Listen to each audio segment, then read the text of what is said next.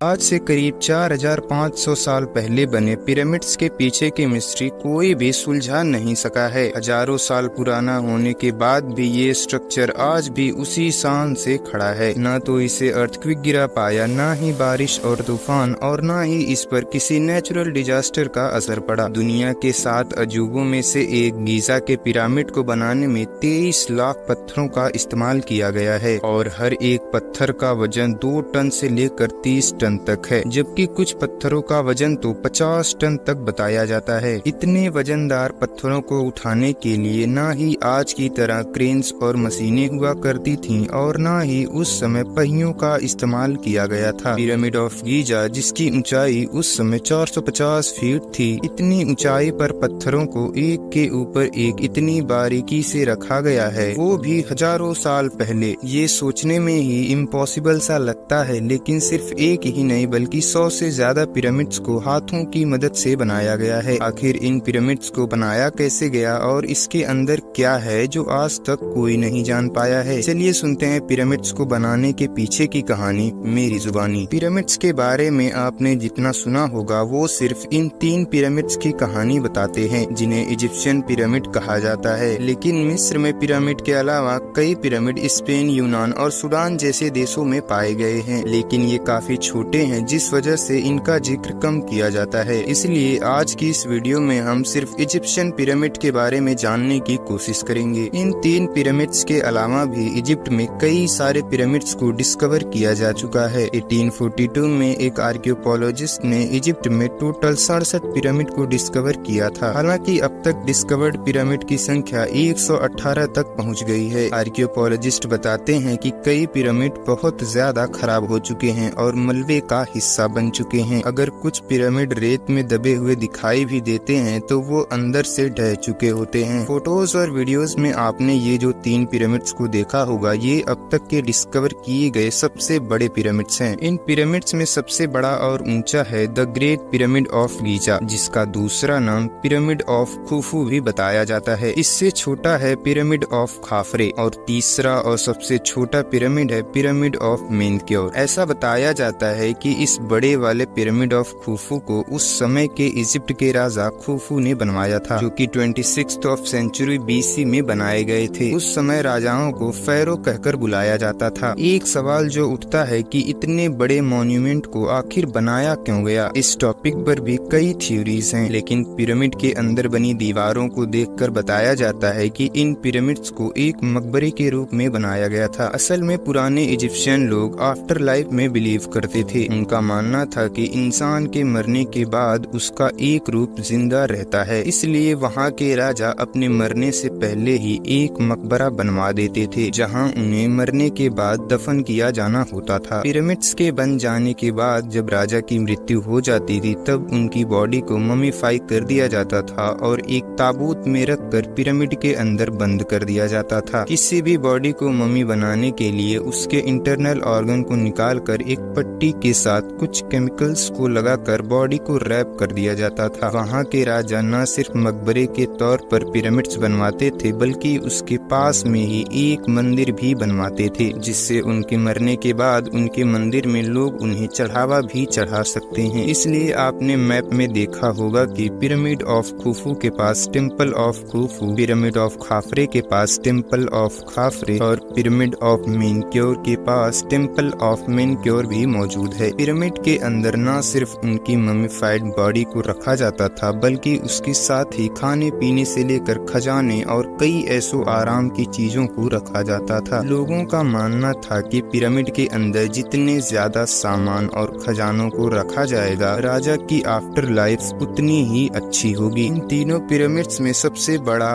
ऊंचा और सबसे पुराना है the great pyramid of Giza. Khufu के इस पिरामिड के बनवाने के बाद खाफरे और मेनक्योर भी अपने अपने पिरामिड्स को बनवाते हैं, लेकिन वो खुफू जितना बड़ा और ऊंचा पिरामिड नहीं बनवा पाते हैं। दूसरा और सबसे बड़ा सवाल जो लोगों के मन में आता है वो ये कि इन पिरामिड्स को बनाया कैसे गया, क्योंकि पिरामिड्स में इस्तेमाल किए गए पत्थरों का वजन अपने आप में ही कई टन है। और जैसा कि मैंने स्टार्टिंग में ही बताया कि उस समय ऐसी कोई भी चीज इन्वेंट नहीं हुई थी जो इतने भारी पत्थरों को एक जगह से दूसरी जगह मूव कर सके। सके। और इन इमेजेस में आप देख ही सकते हैं कि इन पत्थरों का साइज कितना ज्यादा बड़ा है। इन पिरामिड्स को बनाया कैसे गया होगा, यही सवाल है जो इन पिरामिड्स की सबसे बड़ी मिस्ट्री है। इतने बड़े बड़े पत्थरों को आखिर इतनी बारीकी से काटा कैसे गया होगा, जबकि कोई भी ऐसा टूल मौजूद नहीं था जिससे इतनी सॉफ्ट तरीके से पत्थरों को काटा जा सके। पिरामिड्स की मिस्ट्री को बनाने को लेकर कई अलग अलग थियरीज बताई जाती हैं। पिरामिड्स को बनाने के लिए चूना पत्थर, ग्रेनाइट, बेसाल्ट, मोर्टार और पक्की मिट्टी की ईंटों का इस्तेमाल किया गया था। ये सारे मटेरियल्स इजिप्ट में मौजूद नहीं थे, इसलिए इन्हें कई बाहरी देशों से मंगाया गया था। जैसा कि मैंने बताया कि पत्थरों को एकदम मक्खन की तरह सॉफ्ट एंड क्लीन तरीके से काटा गया था। तो खदानों में पत्थरों के ब्लॉक्स को काटने के लिए तांबे और कई मजबूत पत्थर के टुकड़ों का इस्तेमाल किया जाता था, क्योंकि उस समय लोहे के टूल्स मौजूद नहीं थे जो इन पत्थरों को काट सकें। इन ब्लॉक्स को पिरामिड्स को बनाने वाली जगह से थोड़ी दूरी पर काटा जाता था। तो सवाल ये भी उठता है कि इन पत्थरों को गीजा तक कैसे ले जाया गया। एक थियरी ये डिस्कवर की गई है कि इन पत्थरों को ट्रांसपोर्ट करने के लिए स्लेज का इस्तेमाल किया गया था। पिरामिड की दीवारों पर एक पेंटिंग देखी गई जहां कई लोग मिलकर एक बड़े से स्टैचू को खींच रहे हैं, और क्योंकि पहिए उस समय इस्तेमाल में नहीं थे, इसलिए चीजों को खींचकर ही ट्रांसपोर्ट किया जाता था। इस पेंटिंग में आप क्लियरली देख सकते हैं कि ढेर सारे लोग मिलकर स्टैचू को खींच रहे हैं और एक आदमी आगे से पानी गिरा रहा है। रिसर्चर्स ने जब गहराई से रिसर्च की तब ये पता चला कि रेत में पानी डालने से रेत और ज्यादा सॉलिड हो जाता है और चीजों को इस पर खींचने में लगने वाली ताकत को 50% तक रिड्यूस किया जा सकता है। इस पेंटिंग के बाद ये अंदाजा लगाया गया कि पिरामिड में यूज किए गए पत्थरों को ट्रांसपोर्ट करने के लिए भी इसी स्लेज सिस्टम का इस्तेमाल किया गया होगा। एक पल के लिए इस थियोरी पर बिलीव करके मान भी लें तो अगला सवाल ये आता है कि इन्हें एक के ऊपर एक इतनी ऊंचाई पर रखा कैसे गया। उस समय ना ही कोई पुलिंग सिस्टम था और ना ही कोई और तरीका था, तो इन पत्थरों को एक के ऊपर एक रखा कैसे गया, इसके ऊपर भी कई थ्योरीज हैं। ज्यादातर इजिप्टियोलॉजिस्ट मानते हैं कि इतने बड़े बड़े पत्थरों को एक के ऊपर एक रखने के लिए रैंप का इस्तेमाल किया गया था। रैंप वाली थियोरी में भी कई अलग अलग थियोरीज हैं। इस इमेज में आप देख सकते हैं कि कितने तरीके से रैंप को डिजाइन करके थियोरीज बनाई गई हैं। सबसे पॉपुलर थियोरी ये कहती है कि इजिप्शियन बिल्डर्स ने पिरामिड के पत्थरों को ऊपर तक ले जाने के लिए एक स्लोप बनाया होगा और जैसे जैसे पिरामिड की ऊंचाई बढ़ती रही होगी वैसे वैसे इस स्लोप को भी बढ़ाया जा रहा था ताकि एंगल ज्यादा ना हो और पत्थरों को आसानी से खींचा जा सके। और आगे बताया जाता है कि इन पत्थरों को स्लोप से खींचने के लिए साइड में लकड़ियों के डंडे गाड़े गए होंगे और रस्सी की मदद से कुछ इस तरह से ऊपर खींचा गया होगा। दूसरी थियरी ये कहती है कि इस रैंप को स्लोप की तरह सीधा न बनाकर पिरामिड के चारों ओर इस तरह बनाया गया होगा और पत्थरों को खींचने के लिए